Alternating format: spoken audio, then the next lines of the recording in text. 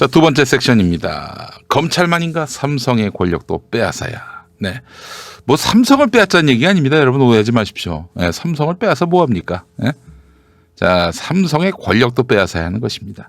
아니, 삼성이 무슨, 삼성이 뭐 자기들이 기업 열심히 하고 뭐 노동자들한테 정당하고 공정하게 대우하고 그럼 되는 거지. 뭐 우리가 삼성한테 뭘 관여를 하고 관심을 갖고 뭐 이렇게 뭐 그들의 기득권에 뭐 삼성의 권력을 이야기했습니다. 삼성의 권력은 무엇을 의미할까요? 광고 잠깐 만나보시고 이야기 계속 진행하겠습니다. 자, 여러분, 네, 질동 프로젝트 여러분들께 선사합니다. 질동. 여러분은 똥을 어떻게 시원하게 보고 계십니까? 네. 자, 원기소 장건강 프리미엄. 네, 여러분 한번 경험해 보시면 어떨까요? 아, 이게 한 일주일 갑니다. 어마어마하게 나와요. 예. 자, 이 화장실에서 고통받는 분들을 위해서 원기소 장건강 365를 강력 추천합니다. 1일 2회 1포씩 먹으면 하루에 이제 2번 먹으면 돼요. 매일 아침 배변의 쾌락을 경험할 수 있습니다. 잘 먹는 건 자신 있지만 잘 싸는 건 자신이 없는 분들 꼭 만나보시기 바랍니다. 주원료인 차전자 피의 불용성 식이섬유가 배변 활동에 도움을 주고요. 콜레스테롤 개선에도 도움을 줍니다. 게다가 김용민닷컴에서 압도적 최저가로 판매 중인데 인터넷 최저가 36,000원이지만 김용민닷컴에서는 10,000원이 저렴한 26,000원입니다. 원기소 장건강 365 사용 후기를 김용민닷컴에 남겨주시면 저희가 선정해서 원기소 장건강 365 프리미엄 3박스를 무료로 증정합니다.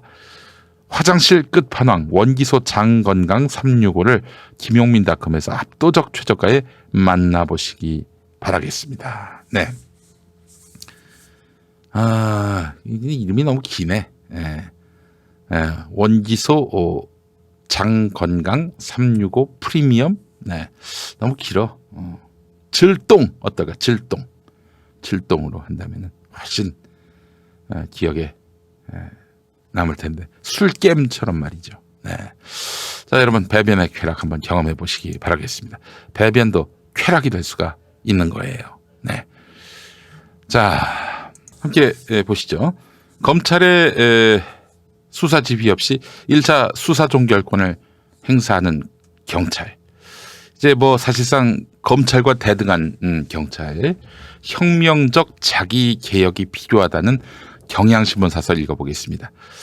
자, 이제 뭐가 달라지느냐? 여러분 이런 경험 해보셨는지 모르겠습니다. 피의자로 경찰에서 부릅니다. 누군가가 나를 고발했어요. 그래서 경찰에서 나오래요. 조사받았습니다. 검찰로 넘어갔어요. 검찰에서 또 나오래요. 나가서 또 조사를 받습니다. 이런 경우가 종종 있어요.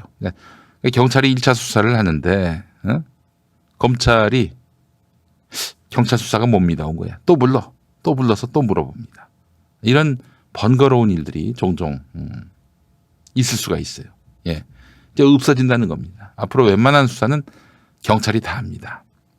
검찰은 아주 중대한 수사 말고는 이제는 하지 않아요. 검찰의 수사 권한도 대폭 축소가 되고요. 네, 경찰이 대부분 이 수사를 담당하게 되는데 일단 경찰로서는 검찰의 수사 지휘를 받지 않게 되기 때문에 자기들이 이제 사건을 종결할 수 있습니다.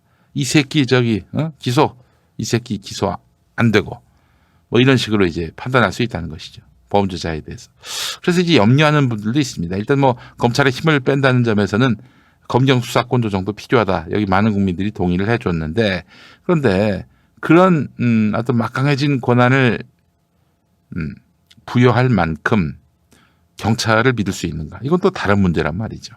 네. 경찰에게 이런 힘을 나눠준 것은 견제와 균형을 통해서 수사기관의 권한 오남용을 막고자 하는 취지인데 국민의 인권 침해 최소화와 수사기관과 정치 권력의 부당한 결탁 여지를 없애자 이런 효과도 기대가 되는 부분인데 글쎄요. 이제 권한이 커지면 책임 또한 커지게 되는데 경찰이 검찰과 대등한 권한을 행사할 만큼 건강한지 역량은 있는지 의심하는 시선이 적지 않습니다. 저는 그 의심은 많이 갖지 않아요. 경찰이나 검찰이나 뭐 그게 그거다. 저는 이렇게 보거든요. 뭐 전에 이 검경 수사권 조정에 대해서 우리 윤석열 총장이 반대하실 때 이렇게 되면은 인권 수사를 못하게 될 수도 있다. 이렇게 얘기를 하더라고요. 검찰이. 너나 잘하면 됩니다. 무슨 지금 경찰의 반인권, 비인권 수사를 걱정합니까? 검찰이. 조국 한 사람에 대해서 했던 짓 생각해보면은 인권 수사를 입에 올릴 자격이 검찰한테 있는지 의문이 아닐 수 없어요. 물론 버닝썬 사건이라든지 뭐 지난번 화성연쇄 살인 사건, 8차 사건 같은 경우 화성 사건은 M1 사람한테 죄를 뒤집어 씌운 경우고 버닝썬 사건 같은 경우 이거 뭐 경찰의 비리를 감춰주지 않았습니까? 그런데 이런 상황에서 검찰의 수사 지휘 없이 경찰이 1차 수사권을 갖게 된다. 수사 종결권을 갖게 된다. 이거는 굉장히 좀 위험하다는 그런 이야기가 있습니다. 실제로 2018년 공무원 범죄자 3,356명 가운데 절반 가까이가 경찰 공무원이었어요. 직권남용, 직권유기가 358건이 됐고 심지어 강제추행, 강간 등 강력 범죄의 가해자가 경찰인 경우도 적지 않았다는 겁니다. 검찰 못지않게 독재정권, 군사정권의 앞잡이로서 민주주의와 인권을 탄압했던 경찰의 모습이 그리 먼 과거의 일이 아니었다는 겁니다. 그래서 민감용 경찰청장은 영장 및 수사심사관제, 사건심사위원회 정착, 수사단계 변호인 참여 확대 등을 통해서 경찰 수사의 신뢰를 확보하겠다고 했는데 이 차원에서 머물러서는 안 된다는 겁니다. 경찰은 12만여 인력에다가 수사경찰만 2만 명이 넘는 그런 정말 메모드급이네요. 예전에 여러분 기억나십니까? 예. 장제원 자유한국당 의원이 경찰에 대해서 미친 개라고 표현을 했어요. 정권의 사냥개 그리고 몽둥이가 필요한 미친 개 이런 말을 했다가 아주 정말 두 손 두 발 다 들었습니다. 2018년 3월쯤에 했던 말이에요. 여러분 보십시오. 이 12만 인력 정도 된단 말이죠. 여기서 경찰 공무원을 가족으로 둔 사람들이 곱하기 4. 한 50만 됩니다. 그렇죠? 50만 명이 자유한국당에게 반기를 들고 그래봐요. 얼마나 골치 아파집니까? 2018년 3월이면 지방선거 석 달 전인데. 네. 그래서 이제 두 손 두 발 다 들었어요, 그때. 네. 이런 경찰. 네. 저기 사실 검찰은 수천 명에 불과하거든요. 경찰은 십수만 명이에요. 네. 수로 보면은 경찰이 더 많지요. 네. 그래서 공수처가 규모가 작기 때문에 수천 명의 검찰 조직에게 먹힐 것이다. 에이, 그건 말도 안 되는 거예요. 아니, 검찰에 대해서 수사할 수 있는 권한을 갖고 있는데 공수처가 무슨 사람 수가 적다고 검찰한테 눌립니까? 그건 말이 안 되는 얘기예요. 하여간, 네.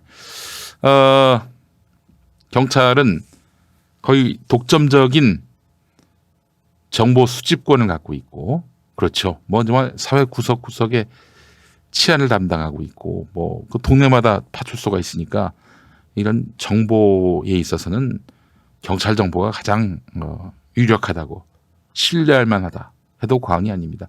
동네마다 점조직으로 있는데요. 이렇게 정보 수집권을 갖고 있고 국정원의 대공수사권도 넘겨받을 가능성이 높습니다. 국정원이 그동안 대공수사권을 쥐면서 권한에 없는 그런 권력을 휘두르다가 아주 개망신을 당했지 않습니까?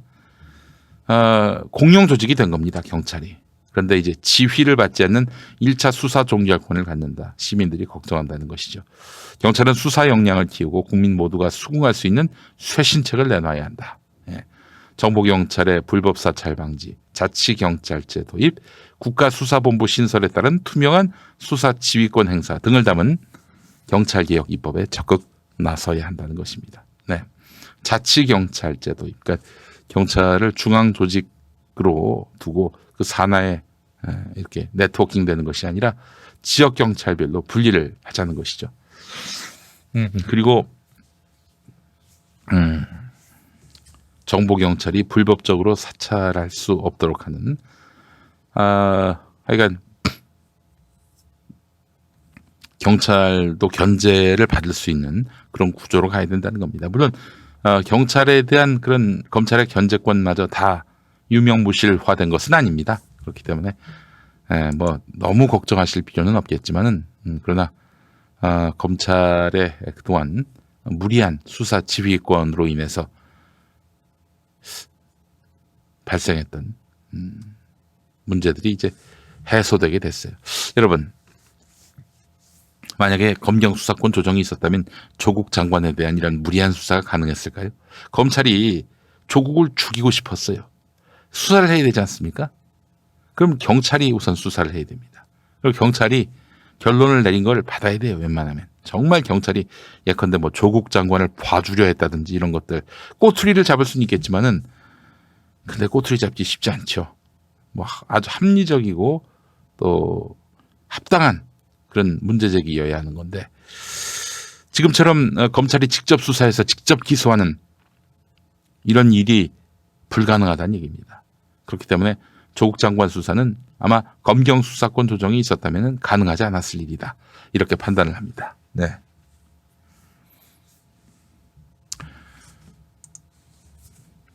자, 우리 사회의 권력의 한 축이었던 견제받지 않은 권력의 한 축이었던 검찰이 이렇게 무너졌습니다. 삼성은 어떨까요? 삼성 이야기해 보겠습니다. 이봉수 세명대학교 저널리즘 스쿨 교수 때 이분이 한겨레 경제부장까지 하신 분이에요. 경향신문에 삼성은 언론과 국민을 바보로 만드나 이런 제목의 칼럼을 실었습니다. 이분의 개인사부터 한번 보겠습니다. 정치 권력보다 경제 권력이 센 나라가 한국이다. 세계에 유례없는 재벌 문제는 요약하면 삼성 문제다. 정권은 시한부지만 삼성 권력은 영원하다. 삼성은 비판적인 관료와 기자를 인사조처하거나 정부 정책까지 바꾸는 힘이 있다. 대통령은 숱하게 감옥에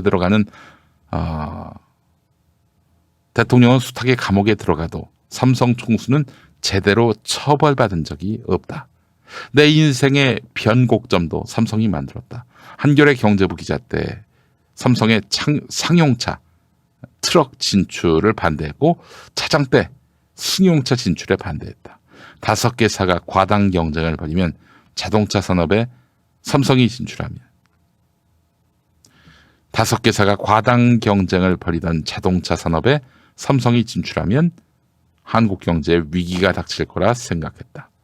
경제부장 때는 삼성의 기아 인수까지 반대했으니 나 역시 찍힐만 했다. 그렇잖아요, 여러분. 5개사였는데 지금 몇 개 남았어요? 대우 자동차 망했죠. 기아 자동차 망했죠. 삼성 넘어갔죠, 딴데. 5개사가 과당 경쟁 벌이면 안 된다. 이게 바로 합리적이고 상식적인 그런 식견이었습니다. 근데 이걸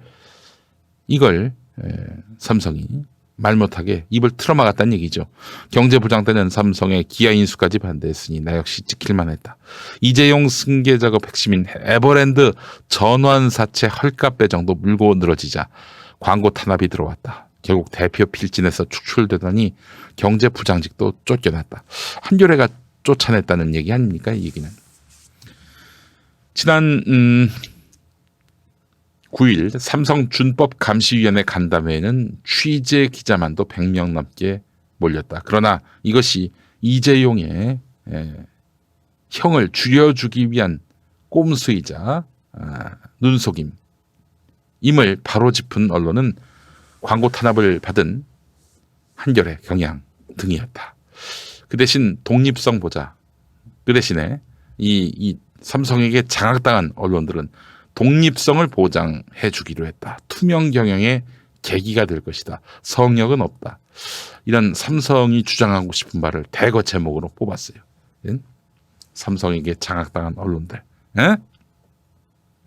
김지형 준법감시위원장이 진보 성향이어서 기대하는 분도 많은데 그는 삼성 문제를 키운 장본인이다.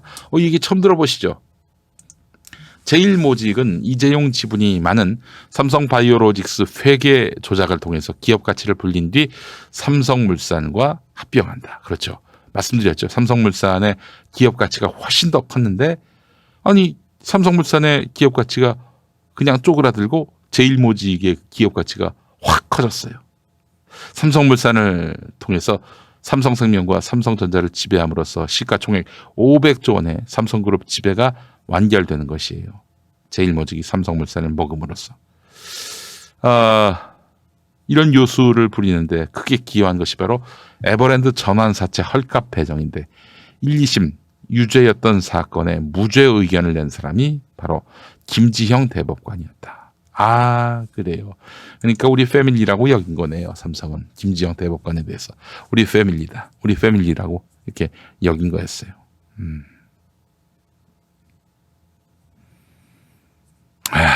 참. 이재용 구속된다고 삼성 절대 안 무너진다. 삼성의 주식가치 떨어지지 않는다.